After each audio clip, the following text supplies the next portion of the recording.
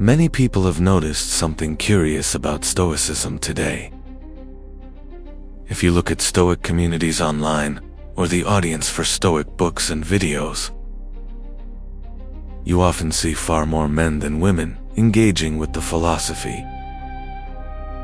So this raises an interesting question. Is Stoicism an inherently masculine philosophy? At first glance, it might seem that way. Stoicism emphasizes discipline, emotional control, resilience, and endurance. These are qualities that modern culture often associates with masculinity. But if we look more closely at Stoic philosophy itself, the picture becomes more nuanced. The Stoics believed that reason and virtue belong to all human beings. Philosophy, for them, was not reserved for a particular group.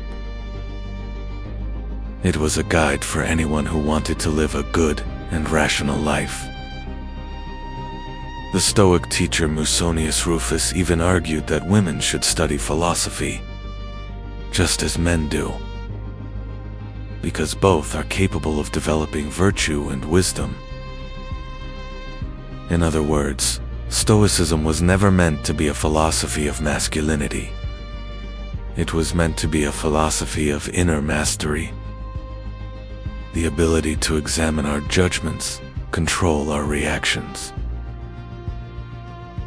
and accept what lies outside our control. The Stoics believed that true freedom begins with self-mastery. As Epictetus once said, "No man is free who is not master of himself."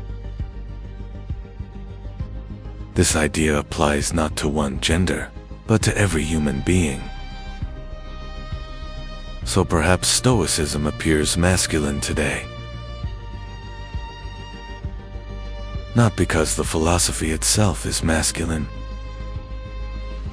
but because modern culture often associates calmness, discipline, and emotional resilience with masculinity.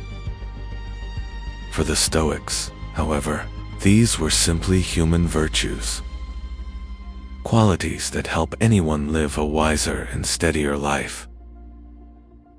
So what do you think? Why do you think Stoicism seems to attract more men than women today?